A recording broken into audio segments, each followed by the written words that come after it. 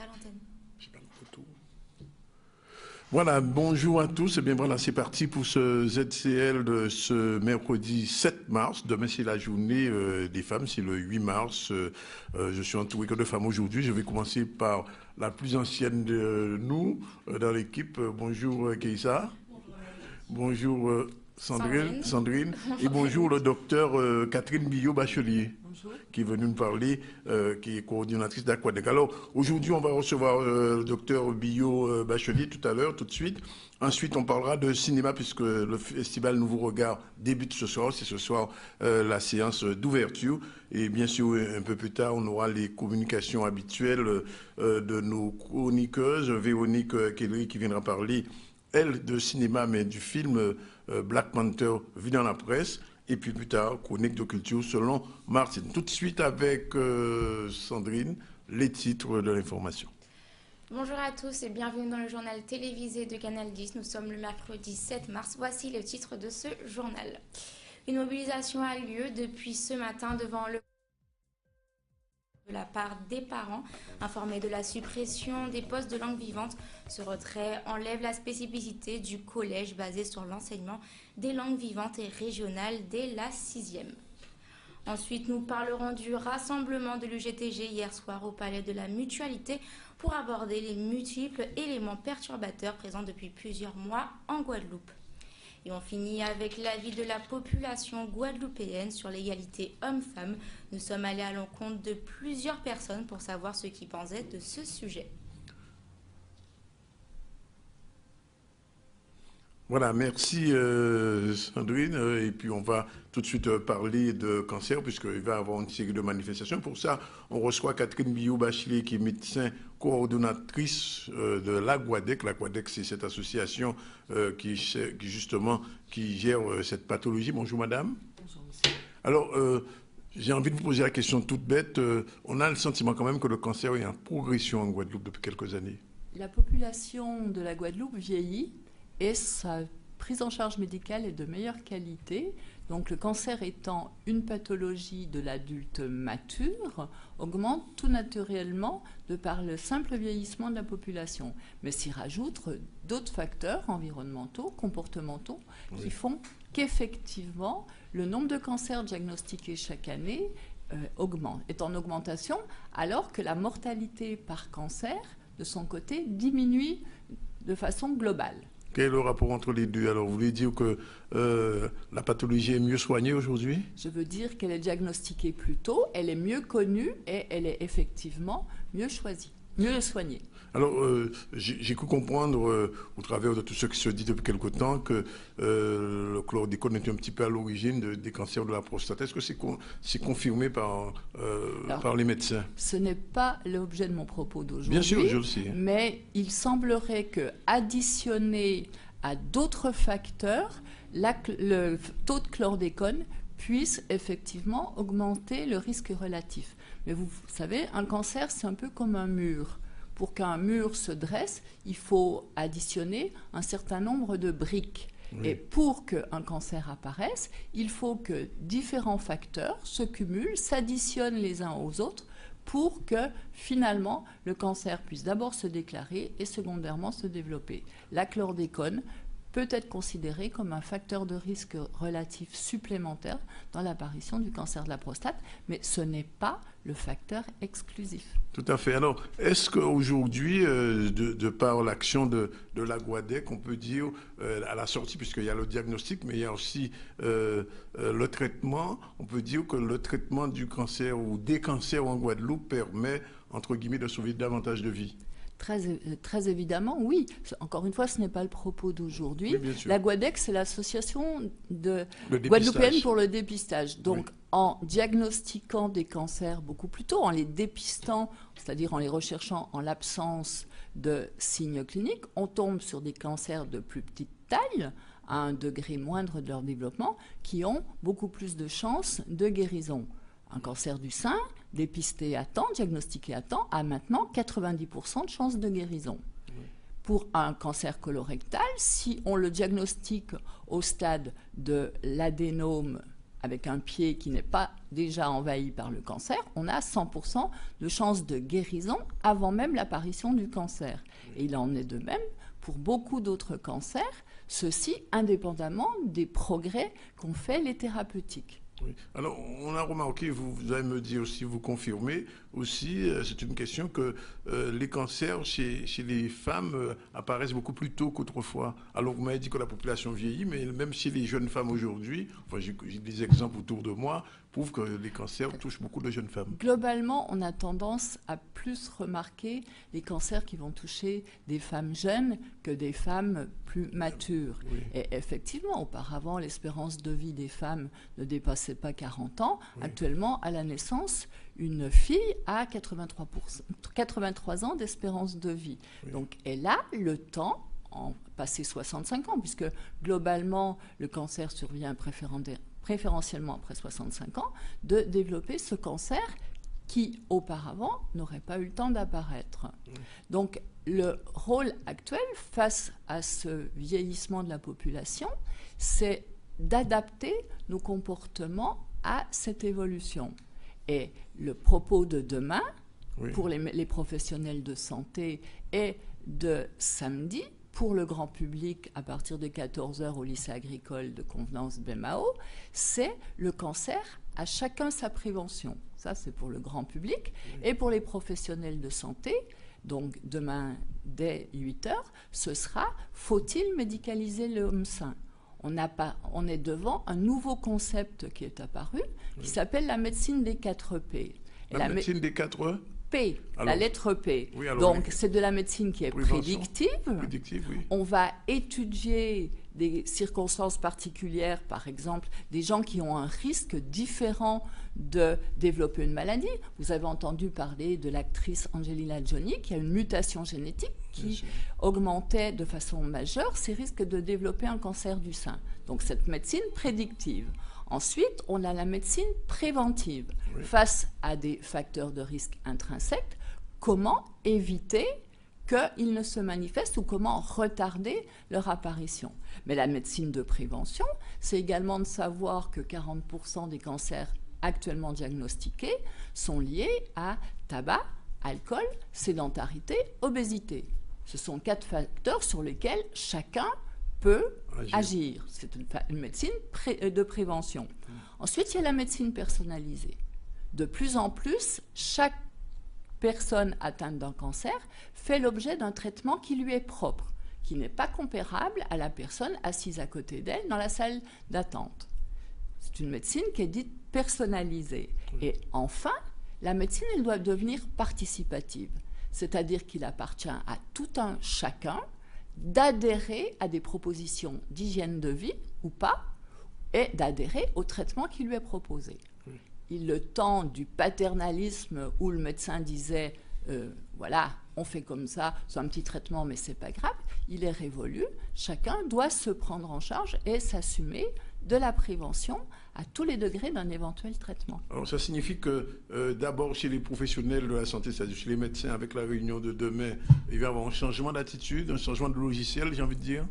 Il va y avoir une prise de conscience collective, oui, qu'il y a tout intérêt pour l'ensemble de la population à miser sur cette prévention qui, auparavant, était un petit peu contingente, secondaire, par rapport au côté diagnostic et au côté traitement.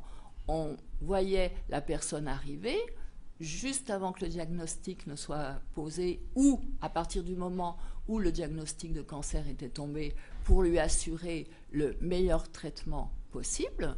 Maintenant, il appartient à tout l'ensemble de la population médicale de participer aux actions de prévention, c'est-à-dire d'informer chaque personne de l'intérêt d'avoir, par exemple, une conduite adaptée, une hygiène de vie adaptée, et également, quand on connaît les facteurs de risque, de recentrer le suivi qu'on a de cette population sur ces facteurs de risque. Et l'intérêt d'une réunion comme celle de demain, c'est que les médecins de toute sensibilité, c'est-à-dire les médecins généralistes, les spécialistes, les médecins libéraux et les hospitaliers, peuvent échanger sur un même thème. Et en confrontant les expériences de chacun, on aboutit à une amélioration de la prise en charge à l'échelle du département. Et au niveau du grand public, la Guadec a suffisamment de moyens pour faire passer le message en dehors de cette émission? Alors, la Guadec essaie depuis plusieurs années, puisque la Guadec a été créée en 2003, de faire participer la population, de l'informer sur ce que c'est qu'un dépistage. Mais le dépistage, c'est ce qu'on appelle de la prévention secondaire, c'est-à-dire qu'on essaie de trouver un cancer ou une lésion précancéreuse le plus tôt possible dans son évaluation. Mais la Guadec doit également informer l'ensemble de la population quand il existe des facteurs de risque, comme une conduite mal adaptée, le tabagisme, l'alcool, l'obésité, la sédentarité, sur ce que chacun peut faire à son échelon pour essayer de diminuer son risque devant le cancer et améliorer éventuellement, par une activité physique adaptée par exemple, la prise en charge d'un cancer lorsqu'il est déclaré, l'efficacité du traitement, la tolérance du traitement et le risque d'apparition d'une récidive en augmentant les chances de guérison. Est-ce que vous avez le sentiment, 15 ans après la création de la Guadec, que les Guadeloupéens, le grand public d'une manière générale, commence à réagir plus favorablement, à mieux interpréter les conseils qui sont transmis par la Guadec? Alors, je n'étais pas présente au moment de la création de la Guadec, mais actuellement, au niveau du cancer du sein, par exemple, on voit arriver des femmes chez lesquelles les cancers diagnostiqués sont de plus en plus petits. Et il y a quelques années, la femme attendait que le cancer se manifeste cliniquement pour accepter de faire de la mammographie qui n'avait rien à voir avec du dépistage qui était du diagnostic, alors que maintenant, les lésions qu'on trouve, parce que les femmes se sont fidélisées au programme, sont de plus en plus petites. Le dernier cancer, le plus petit cancer qu'on ait diagnostiqué, c'était en 2016, il faisait 4 mm. C'était déjà un cancer potentiellement invasif. Donc vous voyez, par rapport aux 3 cm de taille moyenne en 2004, on a fait d'énormes progrès. Et comme dit, plus un cancer est diagnostiqué tôt, plus grandes sont ses chances de guérison. Alors, c'est la dernière question en forme de conseil, puisqu'on est à la veille de la journée de la femme. Quel est le conseil que vous donneriez à des femmes par rapport à ce que vous venez de dire et par rapport à ce qui les concerne? Alors, il y a le cancer de l'utérus et le cancer du sein. On leur dit quoi à ces femmes? Alors, de participer au dépistage organisé, puisqu'elles ont cette opportunité. Pour les femmes, c'est les femmes de 50 ans. Il n'y a pas d'âge pour ça. On peut le faire de façon individuelle. Donc là, quel que soit l'âge, en parler à son médecin généraliste, qui va vous informer sur ce que c'est qu'une pathologie, qui va aussi probablement faire disparaître des peurs liées à une très mauvaise information. Tout à fait. Et puis pour celles des tranches d'âge des dépistages organisés, donc vous avez cité le sein, sont les femmes de 50 à 74 ans inclus, et le col de l'utérus, les 25-65 ans, de participer au dépistage organisé qui a l'avantage d'être gratuit et d'assurer le suivi des femmes pour lesquelles le test a montré une anomalie. Pourquoi? Parce que pour le cancer du col de l'utérus, il est dépisté par le frottis. Or, actuellement, à l'échelon national, plus de 40% des frottis anormaux n'ont pas de suivi. La femme, elle reçoit le résultat, elle ne va voir personne. C'est pratiquement 60% sur la Guadeloupe. Voilà. Donc, il y en a beaucoup. Et on parle des femmes. C'est vrai que les femmes ont tendance à être plus soucieuses de leur santé. Mais messieurs, le dépistage organisé du cancer colorectal, ça s'adresse également à vous. Et on se rend compte que sur l'ensemble des tests faits, alors que le cancer colorectal touche un petit peu plus l'homme que la femme, 2/3 des tests sont faits par les femmes, 1/3 seulement par les hommes. Donc vous voyez, il y a une sensibilisation globale à faire. Bien, docteur, on vous remercie de votre participation. On rappelle donc ces 2 réunions, une demain pour les professionnels de santé, qui se tient où cette réunion? Alors, c'est à partir de 8h à la résidence départementale, Bas du Fort. D'accord, et la deuxième réunion, c'est samedi? C'est samedi. Alors, samedi, il y a un village santé, village agricole, samedi matin au lycée agricole. Et les Jacques prennent la succession. On reçoit le public à partir de 13h30. Et à partir de 14h, il y a une table ronde débat animée par une journaliste où l'ensemble des participants peut poser aux professionnels de santé qui seront présents, donc des généralistes, des spécialistes, des hospitaliers et des libéraux, toutes les questions sur le cancer qu'ils souhaitent poser. Bien que ce ne soit pas votre propos, on peut quand même vous faire remarquer que avec les difficultés du CHU en ce moment, traiter le cancer, ça devient presque un rêve. Ça ne devient pas un rêve, c'est techniquement un petit peu plus compliqué sur le plan de l'organisation logistique. Ça reste possible, hein, mais également, effectivement, que face à un CHU dont on peut dire qu'il est fragilisé, oui, toutes les actions de prévention prennent une importance encore plus grande qu'en situation normale. Tout à fait. Merci en tout cas, docteur. Il est 12h47. On va revenir tout de suite à l'actualité avec Sandrine et commencer, bien sûr, avec cette mobilisation à DE. C'est ça. Donc on commence par le mécontentement des parents et des professeurs. Les parents d'élèves du collège Félix-Aladin Flémin de Déhay se mobilisent ce matin devant l'établissement pour soutenir l'avenir de la jeunesse. En effet, ils ont été informés récemment de la suppression d'un poste de langue vivante pour la rentrée prochaine. Le problème est que cela empêchera l'aboutissement du projet de classe bilingue, l'une des priorités de l'Académie de la Guadeloupe. Les parents expriment leur colère en bloquant l'accès du collège. Ils attendent une réponse du rectorat. C'est un reportage d'Olivier Félix. Cet établissement, pour moi, c'est un véritable petit bijou, comme en témoigne la réussite de nos élèves aux examens, sur le plan sportif, même au niveau langue. Et c'est justement ce niveau langue qui est plus particulièrement menacé par la baisse de la dotation globale qui nous est proposée par le rectorat pour l'année prochaine. Parce qu'elle met en péril notre projet de classe bilingue. C'est un projet qui est très porteur pour l'avenir de nos enfants, surtout dans le contexte touristique local de Déhay, qui est une commune qui ne vit que presque par le tourisme, et puis aussi dans le contexte régional de la Caraïbe, qui est un espace multilingue. Donc nous avons toujours eu à cœur, en tout cas depuis plusieurs années, d'offrir à nos élèves une formation linguistique qui leur permette de relever les défis de l'avenir. Et nous sommes très surpris et nous ne comprenons pas la décision du rectorat, en dépit de ce projet de classe bilingue, de baisser cette dotation qui ne nous permettra pas de l'assumer. Voilà. Et nous avons à plusieurs reprises, à travers des motions, à travers une demande directe, demandé à être reçu par un représentant du rectorat. Je viens d'apprendre il y a quelques minutes qu'un représentant du rectorat est en route et nous avons hâte de le rencontrer pour lui exposer nos craintes et lui demander bien évidemment de surseoir à cette décision de diminution de la dotation horaire. On est là pour nos enfants, hein, comme vous voyez, on n'a pas que ça à faire, mais on vient quand même, on se donne les moyens d'aider un peu cette petite commune, cette petite bourgade, et qui plus est, à un des meilleurs collèges en Guadeloupe et sur la scène nationale française. Je veux dire en sport et dans l'éducation en particulier, hein, et en général. Ici, on peut compter sur nos élèves. C'est un collège même d'excellence, on pourrait dire. Il faut à nos enfants cette instruction, cette éducation scolaire, surtout en langue étrangère. Hein? C'est pas normal qu'on est dans la Caraïbe, on n'arrive pas à parler espagnol, on est entouré d'îles hispanophones.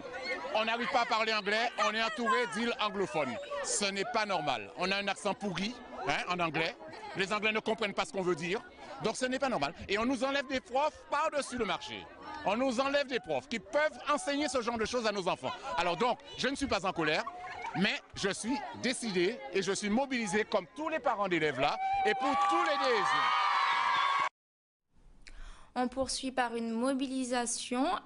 Oui, l'UGTG s'est rassemblé hier pour faire un point sur les difficultés que vit notre île. Le sujet principal était bien sûr notre hôpital qui, depuis l'incendie du 28 novembre, est dans une situation difficile. Plusieurs sujets ont été abordés, l'eau, la santé, les transports et bien d'autres. Le but est de lutter pour trouver des solutions pour la population guadeloupéenne et enfin avancer pour mettre en place de bonnes décisions pour notre archipel. Élie Domota et Gabi Clavier s'expriment sur le terrain. Un reportage de Charlie Dagonia. Vous savez, nous avons le problème en pays là. Et donc, depuis un certain nombre de semaines, nous commençons à faire des réunions avec les autres organisations syndicales, mais également dans l'UGTG. c'est tout problème qui concerne le pays là. Problème à CHU là, problème à santé, problème à transport, problème à de l'eau, problème à contamination, mais également problème qui concerne le droit syndical et la négociation collective.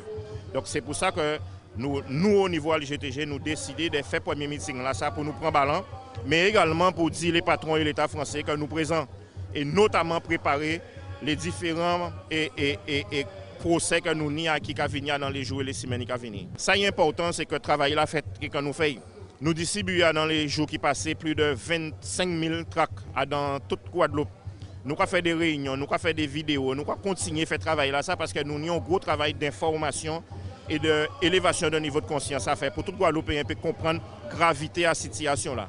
Et c'est le travail pédagogique là, ça que nous avons fait, notamment à travers le meeting à Oswell là. Au passage, demain qui baille, mais ça qui est important, c'est que Guadeloupéen lutter pour la santé, lutter pour la dignité, mais surtout lutter pour la vie. D'abord pour faire l'information circuler, faire la connaissance circuler. Parce que ça qui arrive nous souvent, c'est parce que nous ne pouvons pas parler entre nous, nous ne pouvons pas dire la vérité, nous ne pouvons pas connaître, fonder les problèmes qui fait que si on a aussi malmené nous, et pour nous, pour des imbéciles, et bien évidemment, démantibuler nous. Donc, informer, discuter, propager l'information, et surtout prendre mesure à toute difficulté que nous avons joindre, à tous les domaines en Guadeloupe. Donc, meeting sur la licence ça, informer nous, créer des solidarités, créer des ponts entre nous, de façon à ce que nous puissions réagir. Il faut nous réagir, ce n'est pas normal, ce n'est pas normal, nous accepter l'inacceptable, ce n'est pas normal que nous accepter courber les chines, baisser la tête, autant de profitation, autant de mépris. Donc c'est ça nous on a envie de dire, et singulièrement pour les gens qui travaillent à l'hôpital, il y a une belle force par rapport à le fait qu'ils maintiennent au travail malgré toutes les difficultés personnelles qu'ils ont joindre, en sens à intérêt les malades que nous avons soignés, en sens carrément à la société guadeloupéenne là. Nous au combat, nous allons continuer. Et nous sommes très fiers de ça, nous avons fait parce que nous savons que c'est pour diviner le pays là, mais surtout diviner la jeunesse. Le peuple guadeloupéen là, nous peut dire que ça nous nie encore une fois un paquet de chemins à faire ensemble, nous avons un paquet de révolutions, révoltes à organiser parce que tout ça qu'on fait nous là, encore une fois, ça n'est pas normal, ça n'est pas acceptable. Il faut nous chercher des formations, il faut nous participer aux meetings, participer à des manifestations. Par exemple, samedi, nous avons une manifestation après, nous demandons de venir soutenir l'État à travers l'hôpital, venir soutenir l'État à travers tout secteur, venir également porter contribution à la construction de notre société guadeloupéenne qui est débarrassée de toute profitation. Et le gouvernement a tranché. Le ministère a décidé de fixer à 15 ans le seuil de consentement à une relation sexuelle dans le cadre du projet de loi contre les violences sexuelles et sexistes. Marlène Schiappa, le secrétaire d'État chargé de l'égalité entre les femmes et les hommes, s'est réjoui de cette décision puisque le gouvernement a retenu l'âge de 15 ans et non 13 ans comme le préconisaient certains. En effet, le sujet a fait irruption après 2 faits divers qui ont vu 2 hommes âgés de 22 et 28 ans échapper à des poursuites pour viol après des relations sexuelles avec des fillettes de 11 ans. Le prochain sujet sera présenté par Kessa. Et oui, ce matin, le directeur général de Guadeloupe Formation, Camille Galap, a été présenté au personnel en présence du président de région et président de l'EPIC Guadeloupe Formation à Richalus. Une présentation qui a eu lieu à Rougeole-Petit-Bourg dans les locaux de Guadeloupe Formation, Maxime Morel.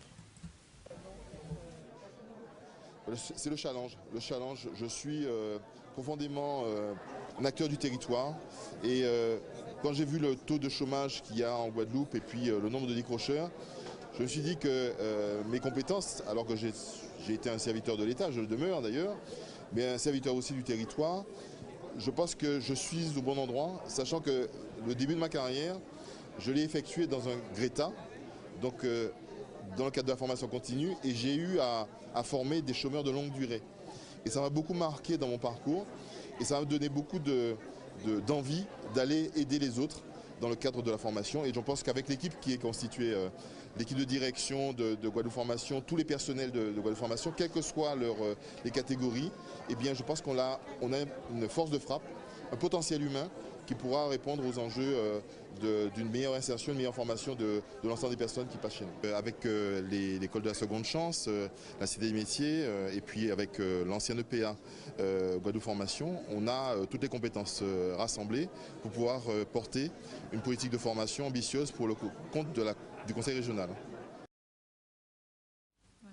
Et dans le cadre de la journée internationale des femmes qui aura lieu demain, journée qui, rappelons-le, s'ancre dans les luttes ouvrières et les nombreuses manifestations de femmes réclamant le droit de vote, des meilleures conditions de travail, ainsi que l'égalité entre hommes et femmes qui agitèrent l'Europe et le monde occidental au début du XXe siècle. Par la suite, la création d'une journée internationale des femmes avait donc été proposée pour la première fois en 1910, mais toutefois, ce n'est qu'à partir de 1917 qu'une date officielle est arrêtée, à savoir le 8 mars. C'est donc en ce sens que nous nous sommes rendus dans les rues de Bémao aujourd'hui afin de connaître vos ressentis sur la question « Croyez-vous, oui ou non, en l'égalité homme-femme » Maxime Morel et Chris Kevimani. Évidemment. Quelle question? Pour moi, il faut avoir l'égalité homme et femme parce que, en fait, nous sommes tous humains et je pense qu'aujourd'hui, les femmes démontrent qu'elles savent faire les mêmes métiers que les hommes. Par exemple, construction, le transport de poids lourds et tout. Et que voilà quoi. Ça dépendra forcément de ce qui se rapporte à l'homme, ce qui se rapporte à la femme. Ça dépendra forcément du sujet. Je suis vraiment kiff-kiff à ce niveau-là. La différence, elle est injuste, elle est due à des années, à des siècles de domination masculine, voilà. Mais comment vous dire, c'est évidemment que nous sommes différents, complémentaires, mais nous avons la même intelligence et bien heureusement. Oui, parce que je pense qu'aujourd'hui les femmes sont capables de faire des choses beaucoup mieux que les hommes et voilà. Et puis il y a plein de femmes qui entreprennent plein de choses ici d'ailleurs, on le voit. Donc oui, je pense qu'il n'y a pas de raison. Oui, oui. Déjà pour moi, bon, qu'il y ait une journée de la femme, ok, ça marque le coup, mais ça devrait se faire au quotidien, non pas sur une journée. Et puis bon ben, si ces messieurs pouvaient justement y apporter plus d'importance, ça ferait plaisir, je pense. Maintenant, la nouvelle génération est là pour faire un travail intelligent. Et puis, pas forcément les quotas, j'y crois pas du tout. Mais par contre, faire bien comprendre que les femmes sont aussi intelligentes que les hommes, pas plus, pas moins, sont différentes. Et nous avons besoin de l'un et de l'autre. L'égalité entre femmes et hommes, ça n'existe pas. Vous savez pourquoi? Parce qu'il est prouvé maintenant que tous les métiers qu'on croyait réservés aux hommes, les femmes le font. Mais en plus, les femmes font quelque chose que les hommes ne font pas. Elles enfantent. Par définition, donc, les femmes sont supérieures aux hommes. Et voilà, il est 12h59. Nous vous souhaitons à tous et à toutes un bon appétit. Nous le rappelons, vous nous écoutez en direct de Radio Haute Tension, mais aussi de C10 FM 103. On se retrouve après une page de pub.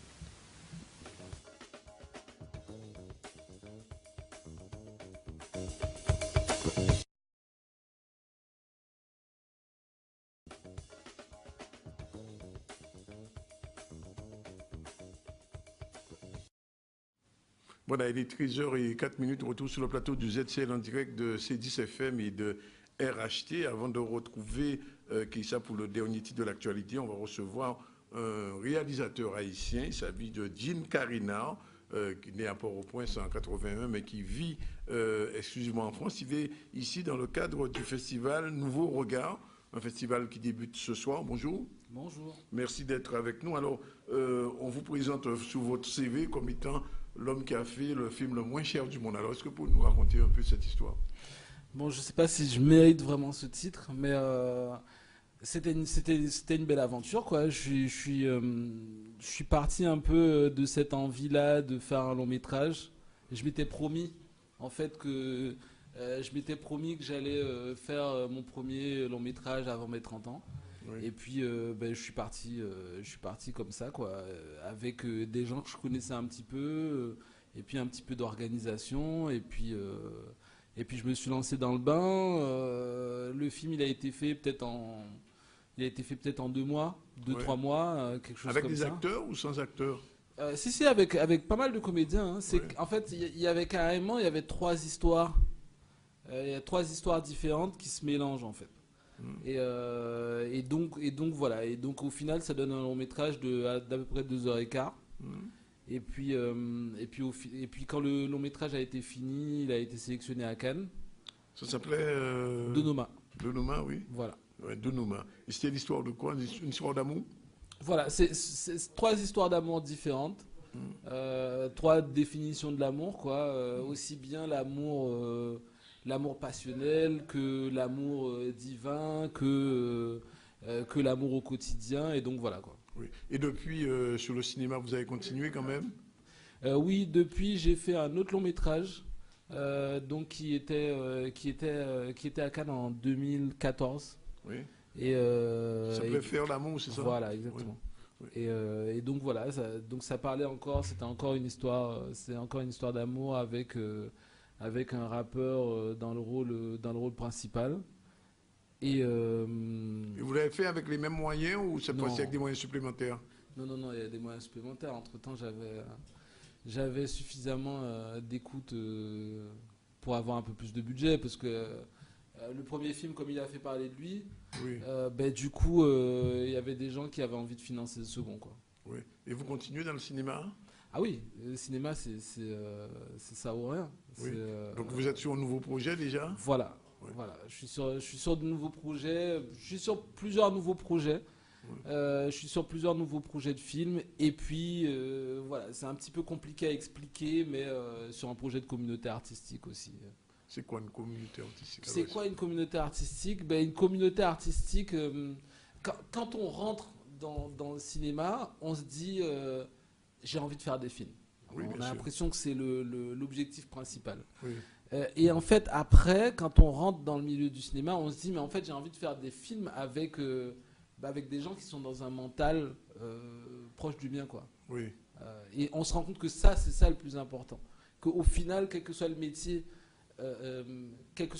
dans lequel on va évoluer, c'est le contexte en fait qui est important. C'est le contexte qui fait que les gens se sentent bien, qui fait que c'est les gens qui sont autour d'eux qui vont faire qu'ils vont être en harmonie ou pas. C'est pour ça qu'on a des gens qui gagnent des millions et puis qui sont en dépression totale. C'est par rapport au contexte qu'il y a autour d'eux. Et donc du coup, j'ai cette envie-là de me créer un contexte artistique qui me ressemble. Avant de produire un nouveau. Mais alors, ce sera plus de la production ou plus de la réalisation? Très bonne question. Hein, vous avez de bonnes questions. En fait, c'est vrai que là, pour le moment, je suis vraiment tellement axé sur cette communauté que ça pourrait être un peu tout ça. Mais ça pourrait être. Je sais que ça pourrait être. Je pourrais réaliser avec d'autres personnes aussi. Ça, c'est quelque chose dont je parle beaucoup avec d'autres réalisateurs, parce que en fait j'ai vraiment envie de m'amuser, quoi. J'ai vraiment envie que l'amusement revienne au centre de ce métier-là, quoi. Parce que moi à la base le cinéma m'intéressait parce que c'était amusant. J'ai commencé à faire des films par rapport à l'amusement et en fait j'ai envie de continuer sur cette voie-là, que ça reste avant tout quelque chose d'agréable, quoi. Oui. Voilà. Alors, vous venez en Guadeloupe pour le festival Nouveau Regard. J'imagine que vous ne connaissiez pas encore ce festival avant d'y venir? Non, je ne connaissais pas le festival et j'étais jamais venu en Guadeloupe. Oui. Donc vous débarquez. Quelle impression vous avez quand vous débarquez ici? Je rigolais avec une amie, je disais mais c'est le Wakanda ici. C'est le Wakanda, c'est chez Black Panther.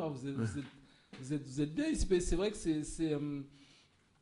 je me suis quand même pas mal baladé entre Haïti, entre différents pays d'Afrique, etc. Et c'est vrai que ça fait plaisir de voir un contexte comme ça, quoi. Un contexte afro et assez confortable, quoi, où on voit pas, où on croule pas sous la misère ou des choses comme ça. Et donc ça fait du bien. Avec Haïti, c'est ça?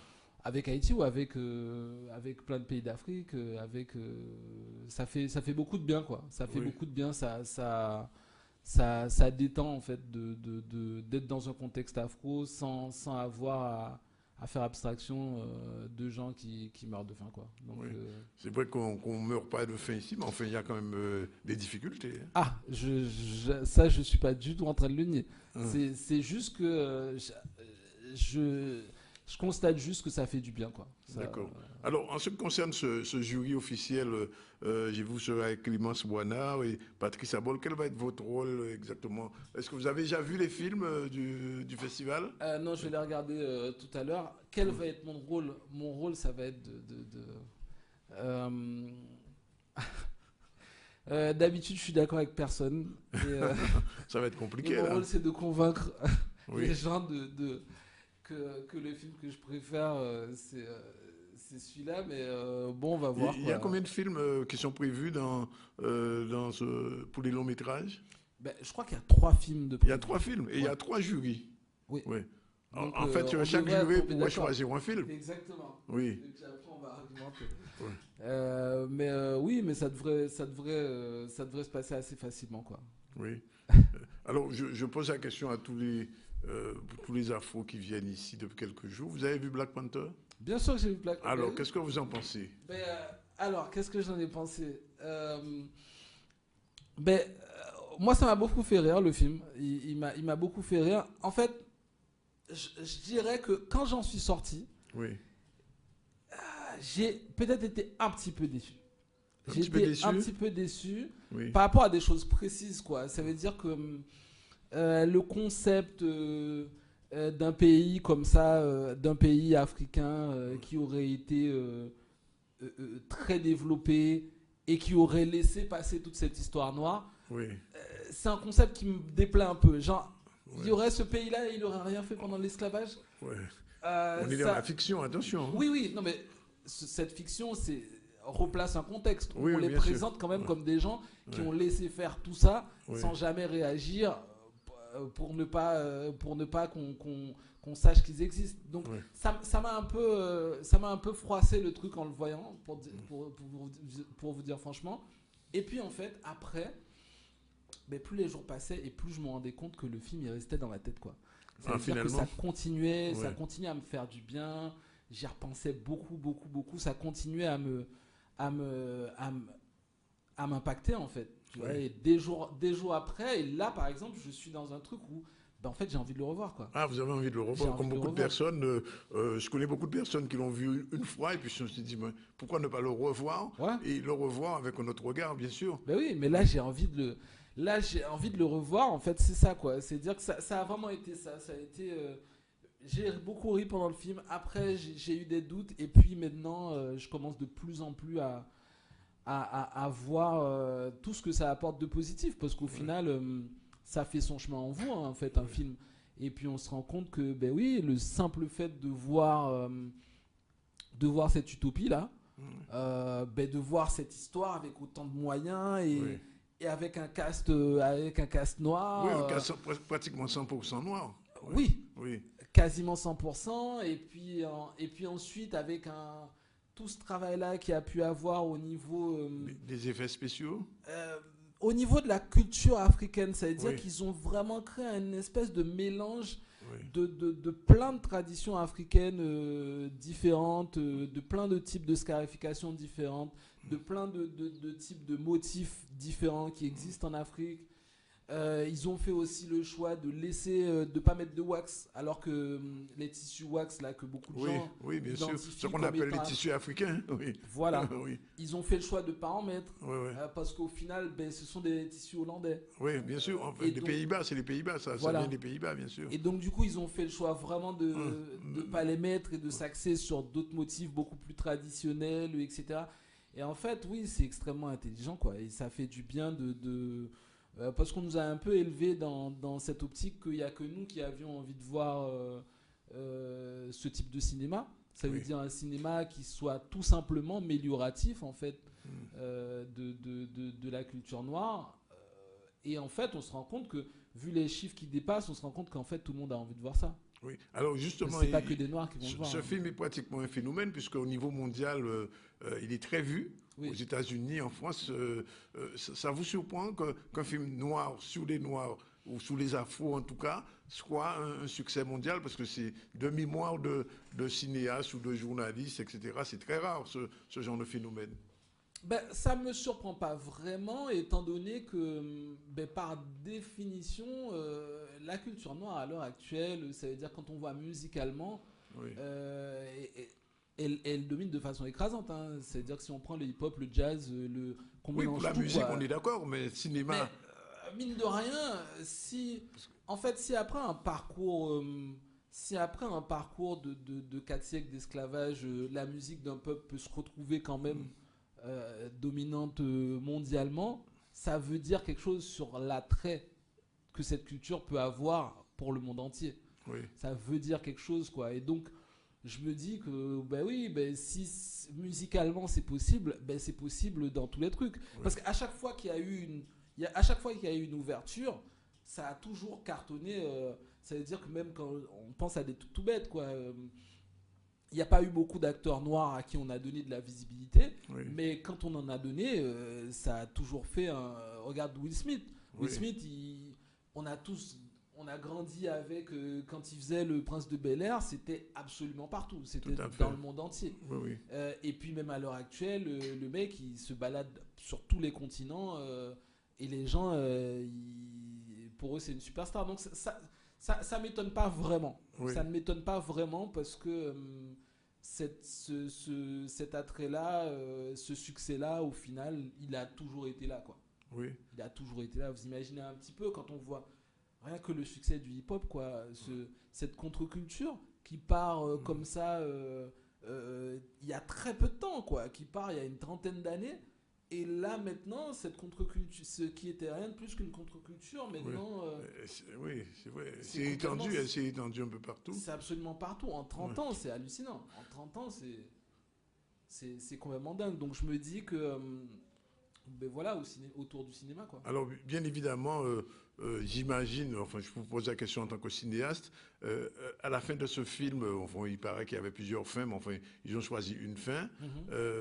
Vous croyez un Black Panther 2 comme tous les Américains aiment bien faire? Moi, je dirais que c'est totalement impossible qu'il n'y en ait pas, qu'il n'y ait pas au moins une série, une série, quoi. Ouais, c'est totalement impossible. C'est du Marvel, de toute manière. Hein. Voilà. Oui.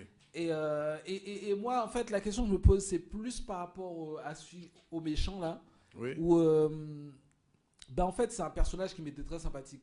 Parce qu'au final...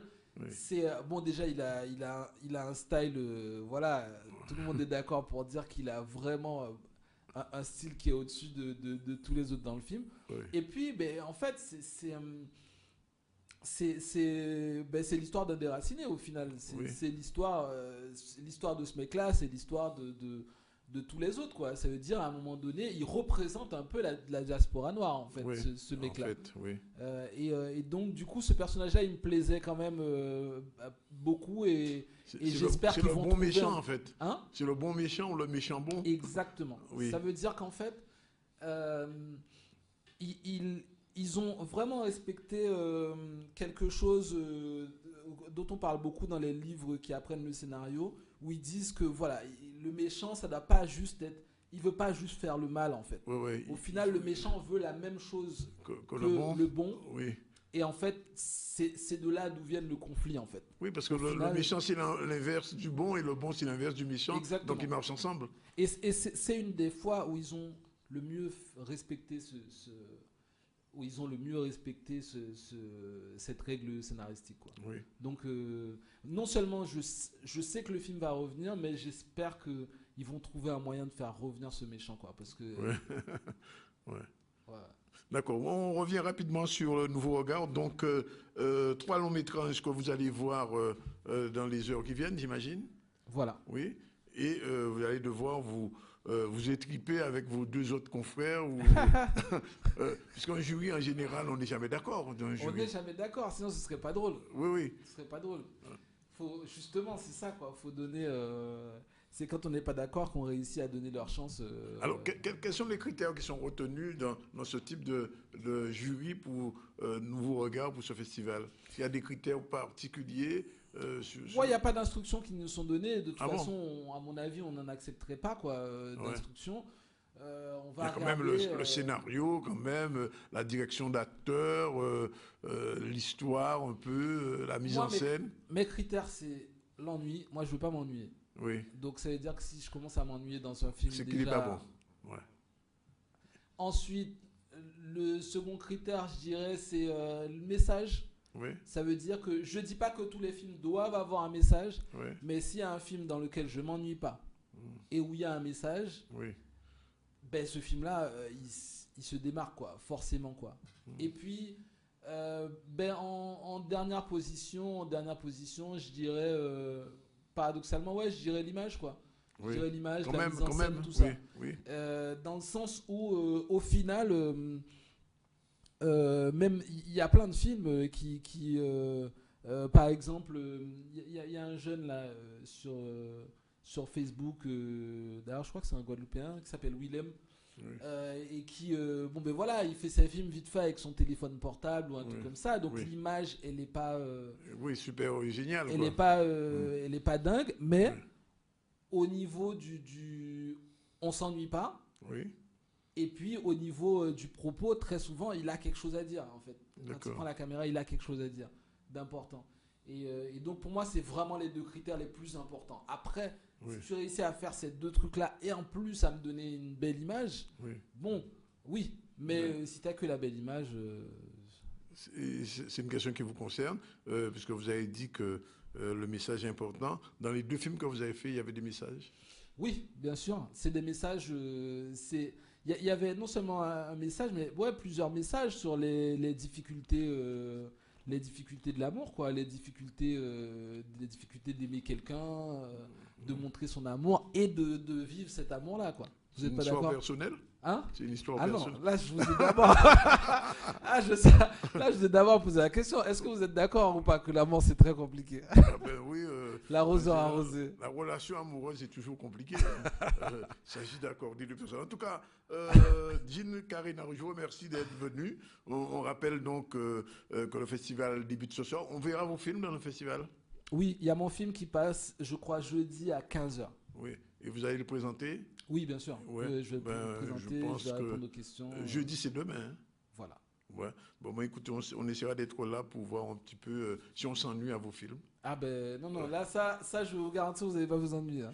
Merci, Jean. Il est 13h23. On va prendre une deuxième pause publicité, puis on attendra nos chroniqueuses Martine Fazer tout à l'heure et Véronique Kellery, justement, qui reviendra, je ne vous ai pas posé la question, sur la vision que la presse française a eue de Black Panther, parce que le film a été descendu par beaucoup de journalistes français. Et justement, il y a une chronique tout à l'heure où on va décortiquer un peu ce qui a été dit par la presse française. Heureusement que vous ne m'avez pas posé la question. Non, je ne vous ai pas posé la question volontairement. Merci d'être venu. Merci dès 13h24. Au revoir.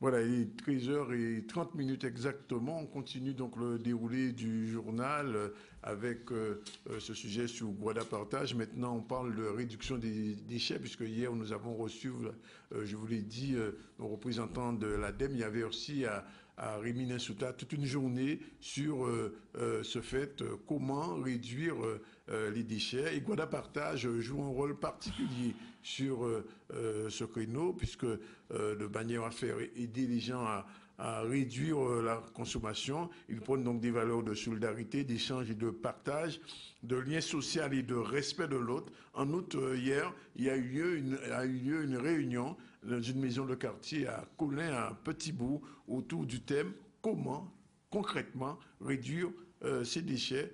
Images et reportages de Chris Kevin-Magnier.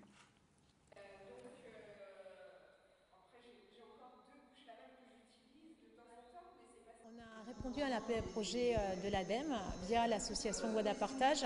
Et l'idée, en fait, tout simplement, c'est un projet qui a été subventionné en partie par l'ADEME et le département, c'est de constituer des groupes qui vont nous permettre tout simplement de se mobiliser pour pouvoir réduire nos déchets. Donc on a un groupe qui est constitué sur Petit-Bourg-Goyave, et donc il y a même une personne de BMAO. Et il y a un autre groupe sur Sainte-Anne, Saint-François-le-Moule, qui s'est constitué également. Et donc, au niveau local, c'est de trouver des stratégies ensemble, parce qu'effectivement, à plusieurs, on est plus fort, à essayer de trouver les moyens pour pouvoir réduire notre poubelle. Voilà, donc principalement la réduire, essayer de se rappeler comment on peut trier, et puis aussi en profiter pour apprendre des choses, partager des choses. Par exemple, au lieu d'utiliser des produits comme des assiettes en plastique, je peux utiliser le Qi. Il existe aussi une société ici sur la Guadeloupe qui, à partir de la bagasse, fait de la vaisselle donc, qui est compostable, donc, qui est jetable et compostable, donc tout est bénéfique. Puis c'est la réutilisation de la matière première qui existe sur la Guadeloupe. Donc en fait tout simplement c'est revenir aux essentiels, c'est aussi consommer local. Et là on a quand même des personnes qui sont très investies au niveau de la Guadeloupe et qui démontrent et montrent qu'en consommant local, même au niveau de la santé, alors bon, mis à part les problématiques chlordécone, c'est beaucoup plus simple pour notre santé. Très satisfaite. Il y a énormément d'acteurs, de personnes en Guadeloupe engagées au niveau du tri des déchets. L'objectif étant zéro déchet, donc travailler déjà au niveau de sa famille, au niveau de sa maison, arriver à réduire les déchets quasiment à zéro, qui est un objectif déjà assez intéressant et qui sera réalisable, on va y arriver. Et beaucoup de partenaires au niveau de l'environnement, au niveau médiatique, au niveau culturel, familial, voilà, déjà sur le territoire de Petit-Bouan. Et voilà, ça va nous aider à véhiculer un beau message de sauvegarde de l'environnement au niveau de la Guadeloupe déjà. Et commencer par nos propres maisons et notre propre environnement familial pour pouvoir après l'étendre au niveau des écoles, des plages, des communes. Donc c'est vraiment un projet qui est un très beau départ. Qu'est-ce qu'on attend aussi en Guadeloupe et qu'est-ce qu'on fait en Guadeloupe? Voilà, eh bien on continue. Tout à l'heure, on parlait de cinéma avec ce réalisateur haïtien Jean Carena. On a beaucoup parlé de Black Panther, mais ce n'était pas tout à fait un hasard. C'est parce que nous avions autre chose derrière. Bonjour Véronique. Oui, bonjour Annick. Bonjour à tous. Véronique qui est la spécialiste du décryptage en termes de communication. Alors aujourd'hui, qu'est-ce qu'on va décrypter, sur quoi on va communiquer? Alors aujourd'hui, on va décrypter justement les avis de la presse concernant Black Panther. Mais avant de passer au décryptage, je vais vous proposer de regarder en images ce que je vous ai préparé. On regarde.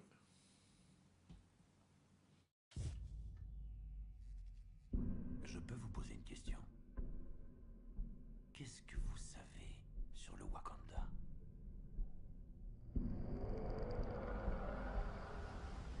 C'est un pays du tiers-monde, avec du textile, de l'élevage, des tenues colorées. Juste une façade. Des explorateurs l'ont recherché en vain. Leur légendaire Eldorado. Ils l'ont recherché en Amérique du Sud. Mais il se trouvait en Afrique depuis toujours. Je suis le seul à l'avoir vu. Et à en être ressorti vivant.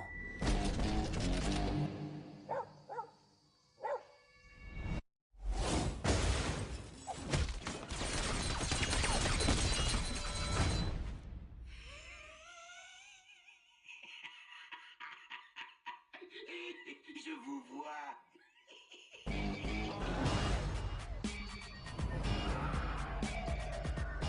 Le monde change de visage.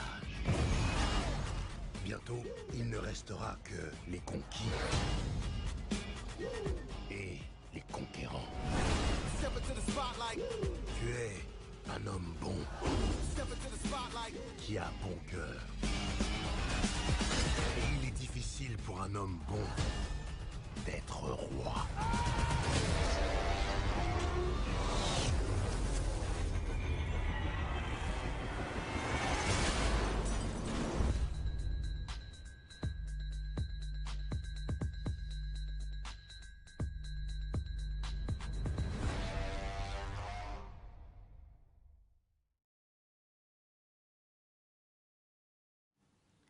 Rassurez-vous, il ne s'agit pas d'une rubrique cinéma, on est bien dans la communication et on va s'intéresser à ce que dit la presse justement concernant la sortie du film Black Panther. C'est vrai que c'est un film qui est sorti depuis le 14 février et qui n'a pas manqué de faire un tabac, que ce soit dans le monde entier, aux États-Unis, en Europe, mais aussi dans nos salles de Rex, de Cinestar, où le public... Surtout au Rex, hein?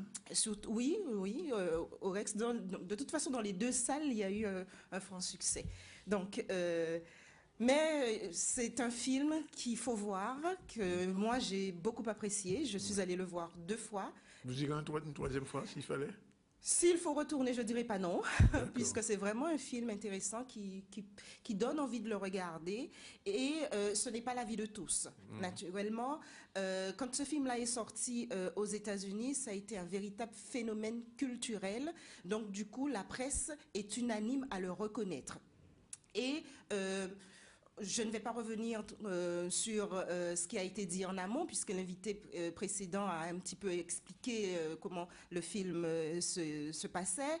Je veux juste insister sur le fait que ce film-là est réalisé par un noir américain, que le casting est quasiment 100% noir. Donc, on peut déduire en fait que c'est une histoire de Black Power.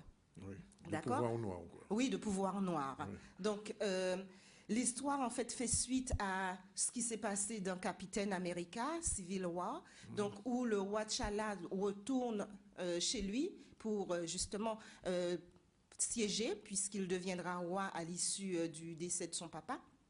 Et sa mission sera, en tant que souverain, de préserver son pays, le Wakanda. C'est un pays imaginaire, hein, un pays où il y a une nation africaine, où la technologie est vraiment très poussée dans ce pays-là. Donc sa mission en tant que souverain sera de préserver son pays de toutes les attaques, parce que son pays a une richesse qui s'appelle le vibranium, pour que les autres n'aient pas envie de spolier, de récupérer cette richesse. Donc, sa mission sera de préserver sa nation. Alors, que disent les médias français, particulièrement sur ce film? Alors, on va s'arrêter sur deux magazines. Le premier magazine qui nous a intéressés, c'est Télérama. Télérama qui a une critique Télérama, il y a une critique négative concernant ce film-là, et qui affirme que c'est un film qui est lourd, qui le qualifie de film lourd, parce qu'il prend son rôle son titre trop au sérieux, son titre de Black Panther, de pouvoir noir trop au sérieux. Il y a aussi L'Obs, qui ne s'est pas gêné de dire que c'est un film relativement flébard, qui a même utilisé un terme qui m'a interpellée, qui qualifie le film de salmigondi d'effets numériques. Je trouve ça un peu acerbe comme critique. Même insultant, on peut dire. Oui, et qui ira même plus loin dans sa critique en disant que c'est un non-film par excellence. Donc, même si ces mots sont durs, cette critique est acerbe, mais ils reconnaissent deux choses à travers ce film. Ils reconnaissent en fait que vous avez sûrement entendu parler du mouvement culturel et social qui avait lieu en Amérique dans les années 70, de la Black Exploitation, vous l'avez, d'accord? Donc, il reconnaît que le film met en avant ce mouvement culturel qui a pour objectif justement de valoriser les acteurs noirs dans les rôles qu'ils ont à camper, pour qu'ils ne soient pas des voleurs, des tueurs ou encore des serviteurs ou des esclaves, justement, oui. C'est ce que je m'apprêtais à dire, mais bien au contraire que ces acteurs noirs soient des acteurs principaux qui ont des rôles dignes, justement, qui valorise l'image du noir à l'écran. Donc, il reconnaît que le film œuvre en ce sens. Et l'Obs reconnaît également un autre mouvement qui encourage les Noirs à célébrer leur culture noire, la Black Pride, la fierté noire. Donc, et surtout, ce mouvement culturel noir encourage aussi à accepter son africanité, à célébrer justement l'héritage noir africain. Donc, il reconnaît en fait ces deux mérites-là au film, L'Obs. Mais il n'y a pas seulement des critiques négatives. Il y a aussi des critiques très encourageantes, telles que le journal Le Monde, qui a titré « Black Panther, l'Afrique a enfin un super-héros sur grand écran ». Et le Monde déclare que c'est un film à ne pas manquer. Donc, c'est vraiment une critique intéressante concernant Le Monde, et qui dit aussi que Black Panther permet de se forger une estime. Et ce n'est pas faux. quand on regarde le film. En Guadeloupe également, on s'est intéressé au journal, mais je voudrais aussi m'arrêter un peu sur une autre critique positive avant de parler des journaux de Guadeloupe. L'Express. L'Express également a accordé une critique très positive au film, et dans sa critique, l'Express a mis en avant les recettes exceptionnelles générées par le film, où ce mythe, cette réputation qu'on avait que quand le film est réalisé par des Noirs, avec des Noirs, ça rapporte pas beaucoup d'argent et ça n'intéresse surtout pas les Blancs.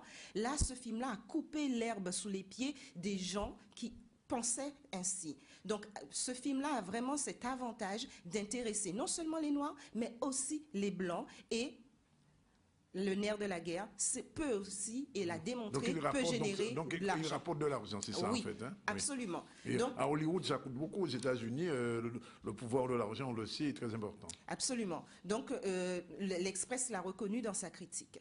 Pour se rapprocher un peu de nous, on s'est intéressé à ce que dit également la presse de Guadeloupe. Oui. Et je me suis arrêtée sur ce que disait le Progrès social dans un de ses numéros de février, qui a publié la traduction d'un article d'une chroniqueuse qui est journaliste aussi et qui est afro-américaine et qui s'appelle Clarkissa Kent.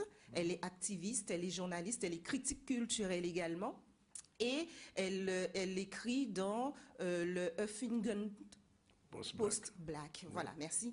Et dans cet article, il y a un autre angle qui est consacré à Black Panther, c'est la journaliste met l'accent sur le colorisme. Le colorisme, c'est ce mouvement où on privilégie les gens qui ont la peau noire, bien foncée, à pas monde qui n'est pas chapé, mais les gens vraiment qui ont... Ni chapé, ni tacté. Hein. Ni chapé, ni tacté, mais vraiment ce mouvement culturel, ce mouvement de colorisme où les acteurs ont la peau bien noire. On n'a qu'à regarder à l'image avec l'actrice nigériane Lupita Ngoyo, qui a la peau bien mate, bien jolie et qui est sublimée dans ce film. Donc on voit bien l'importance justement du casting. Donc, le Progrès social aussi a accordé un encadré dans lequel il dénonce en fait quand il était question de chercher dans le plus célèbre des moteurs de recherche sur le net, il était question de taper dans Google Black Panther, où c'était justement les informations liées à la planète des singes qui apparaissait. Donc ça a été vraiment de très mauvais goût pour la population noire de manière générale, où c'était une question encore raciste qui était soulevée par tout cela.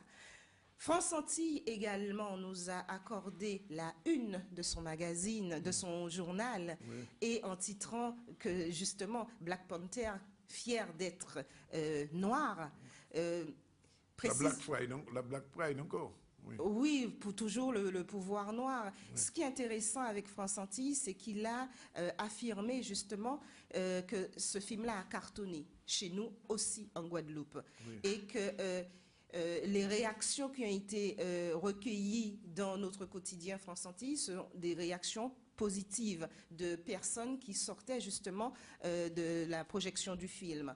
Et France Antilles aussi a fait appel à Steve Gadet qui a expliqué comment il expliquait cet engouement qu'il y avait autour du film Black Panther, où il y avait cette nécessité, ce désir de se voir, de ce besoin de représentation, puisque les films en général, il y a toujours cette notion de blanc, qui sont majoritaires dans les films qui sont diffusés, et les Noirs qui sont là de façon sporadique, de façon, j'ai presque envie de dire, pour tenir compte d'un certain quota. Secondaire. Voilà, dans des rôles secondaires. Mais il ne faut pas oublier également les réseaux sociaux. Les réseaux sociaux également ont beaucoup parlé du film Black Panther, mais surtout pour soulever une polémique qui consistait à dire qu'il n'y a que seulement 2 Blancs qui jouent dans le film et que le film était exclusivement un film pour des Noirs, fait par des Noirs, et voilà. Moi, En résumé, Véronique, alors, qu'est-ce qu'on peut retenir de tout ça? Alors, oui. Ce qu'on peut retenir de ce film, c'est un bon divertissement afrofuturiste qui a l'avantage de soulever la question de l'identité noire, et qui met aussi en avant le pouvoir noir.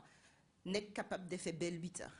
Merci d'avoir fait un bel butin avec ce film. Votre chronique, il est 13h47. Martine a 13 minutes. C'est beaucoup aujourd'hui, tant mieux, pour pouvoir nous parler de culture. Bonjour Martine, comment allez-vous?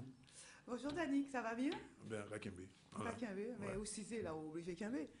Pas de Je ne veux pas tomber, hein, pas chapper. Hein. C'est pas échapper. Voilà. Bon, ok. Bonjour aux auditeurs, bonjour aux téléspectateurs, à RHT, à C10 et peut-être bientôt à Radio Gaillac. Bon, on l'espère. Hein, on l'espère.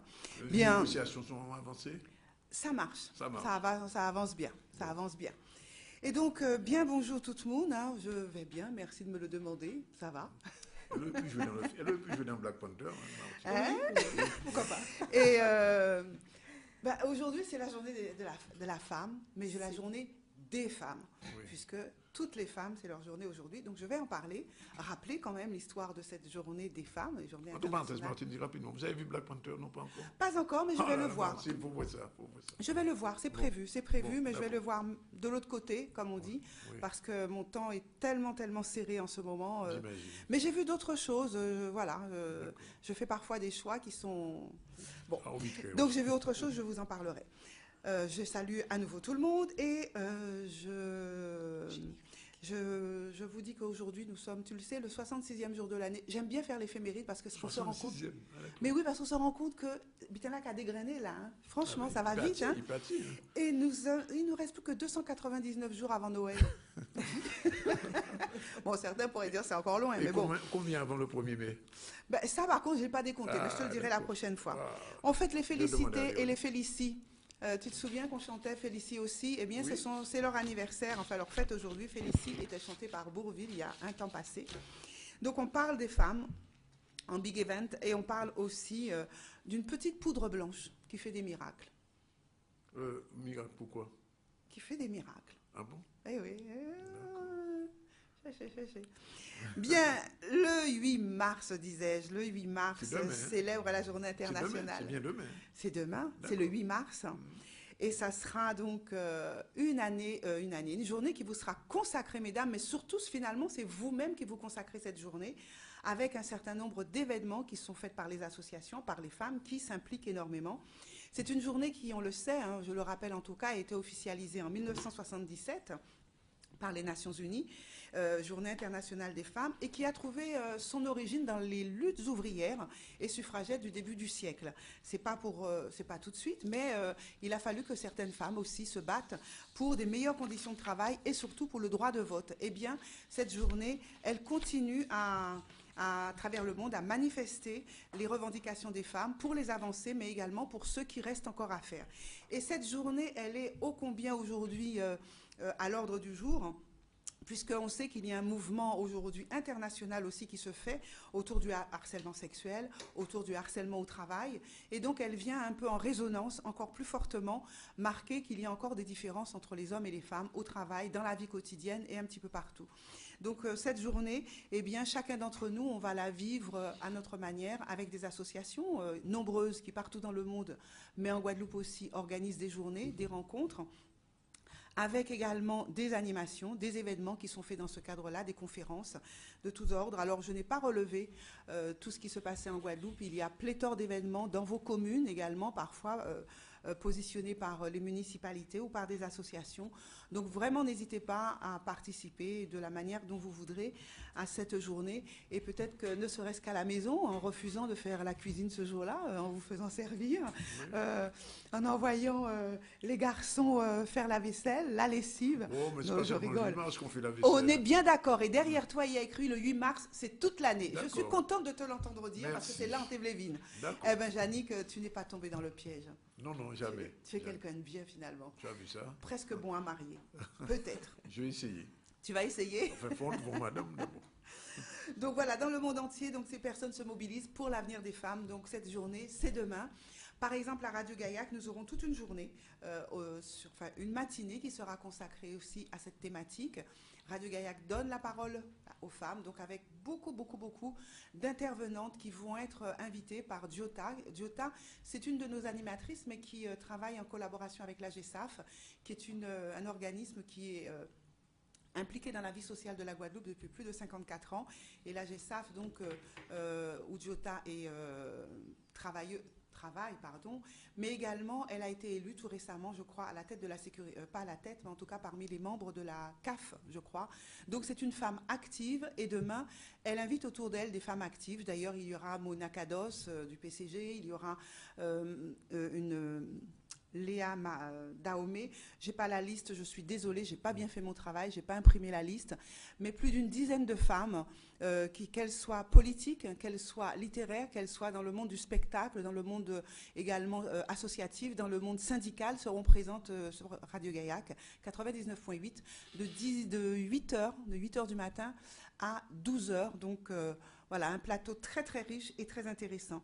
Un autre mouvement demain, toujours, les associations Infirmiers en Mouvement et Volcan Fleuri organise une conférence débat dans le cadre de la Journée internationale de la femme, Femme Potomitan entre fierté et fardeau, avec comme intervenante Madame Hélène Migerel, psychanalyste, Marie-Hélène Marie-Angélique, ancienne déléguée du droit des femmes, Monsieur Raymond Otto, socio-anthropologue, et lui, Auguste Join, philosophe et sociologue, seront là sur cette table ronde qui sera accompagnée de chants, de danse et proposée par l'association Fleury, d'une exposition d'art avec l'artiste Micheline Selbonne. Tiens, une Selbonne. Ouais. Curieux. Des questions, des revendications, Danick? Non. Non, mais moi, il y a une question que je pose chaque année à la Journée de la femme. Pourquoi on doit maintenir une Journée de la femme, finalement? On la maintient parce que tout n'est pas acquis. Parce qu'il y a encore énormément de pays où les femmes ne sont pas considérées comme elles devraient l'être, tout simplement. Est-ce que la Journée de la femme permet de changer ça? La Journée de la femme permet de faire des avancées chaque année. Elle met le doigt sur des inégalités, sur des exactions, sur des différences, que ce soit en France hexagonale, où on sait que dans beaucoup de métiers, ne serait-ce que le métier du journalisme, il y a encore des femmes qui, pour le même métier, sont payées 20 à 25% moins cher que leurs confrères journalistes. Mais pas seulement dans le journalisme. Non, je dis par exemple parce que nous sommes dans l'arène-là actuellement, mais dans beaucoup de professions, on retrouve ça, même dans les pays les plus développés. Dans des pays qui sont, on va dire, un peu moins en avance, eh bien, il y a encore énormément de choses qui se font. On peut prendre l'exemple en Arabie où tout récemment, les femmes ont eu le droit... Ils ont le droit de conduire maintenant. De conduire, c'est tout récent, ça date de quelques jours. Oui, donc on a l'impression que pour elles, c'est une avancée extraordinaire. Mais voilà, il y a quelques jours, elles ont célébré le fait de pouvoir conduire un véhicule. Et dans d'autres pays où elles vont pouvoir enfin aller assister à des matchs, des choses qui nous paraissent incroyables, mais qui existent. Certains pays où des femmes travaillent toute la journée. Elles ne peuvent pas encore mettre de bikini. Elles peuvent peut-être pas encore le mettre, mais est-ce que c'est ça l'essentiel? Non, c'est pas l'essentiel, mais en fait, c'est la liberté de pouvoir. C'est une liberté, mais je pense qu'il y a des libertés qui sont nécessaires, celles de travailler, de penser, de pouvoir sortir dans la rue sans obligatoirement. Et de travailler. Voilà, et de travailler. Ce sont les premières libertés. Je pense qu'il faut que les femmes puissent avoir partout, dans quelques pays que ce soit. Ensuite, effectivement, cette liberté de pouvoir se montrer comme on souhaite, si on le souhaite, eh bien, on fait partie également. Mais il me paraît que travailler, marcher, aller au cinéma, voilà, se recréer, ce sont des libertés qu'on doit pouvoir... et même divorcer. Obtenir. Et divorcer, parce que dans certains pays, si tu demandes ça, on te lapide. Ça, c'est clair. Tu imagines.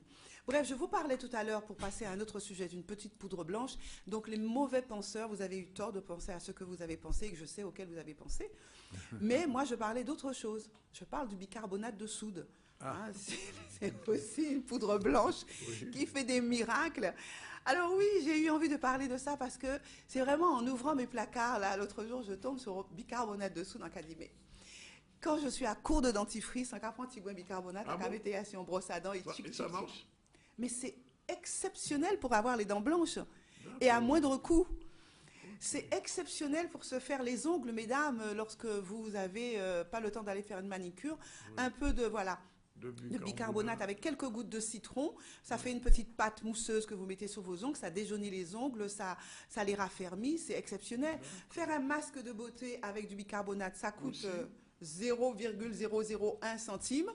Un petit peu de bicarbonate, un petit peu d'eau, vous mettez un petit peu d'huile dedans, que ce soit de l'huile d'olive, que ce soit une huile grasse, et vous mettez cela et vous nettoyez la peau. Ça nettoie les pores, ça vous rend une peau lisse et ça ne vous aura coûté que 0,001 centime. Donc tu te rends compte. Mais là je vous parle donc des soins beauté qu'on peut faire avec le bicarbonate de soude. Tout le monde en a à la maison. Le bicarbonate de soude sert en cuisine aussi. Par exemple, tu veux nettoyer, ne serait-ce que ton évier, quelques poudres de bicarbonate, tu frottes ton évier, ça le désinfecte, ça le nettoie et ça le fait pas briller, mais en tout cas, il est propre. Ça, tu peux l'utiliser pour tes gâteaux. On sait bien que ce qu'on appelle le baking soda en Angleterre, c'est du bicarbonate de soude que tu mets dans ta pâte et qui allège. Tu as un gâteau qui est moelleux, qui est léger, tant aussi bien qu'il s'envole. En tout cas, ça ne pèse pas sur ton estomac. Le bicarbonate sert aussi, par exemple, lorsque tu veux nettoyer des légumes très proprement. Tu sais que nos légumes sont aspergés d'un tas de choses. Oui. Avant de les manger, légumes, fruits, eh bien, il faut bien les laver. Tu mets tes fruits juste dans une bassine d'eau avec un peu de bicarbonate, ça enlève toutes les impuretés et tu peux les mettre dans ton panier ensuite, dans ton fruitier. Le bicarbonate, il sert à tout. Le bicarbonate, il est présent dans ta vie à tous les instants, que ce soit pour soigner, désinfecter, nettoyer, aseptiser, servir dans la pâtisserie, servir pour... il est présent dans tout. Tu en mets un peu dans ton frigo quand tu le nettoies, tu frottes avec du citron, ça désinfecte, ça enlève toutes les mauvaises odeurs.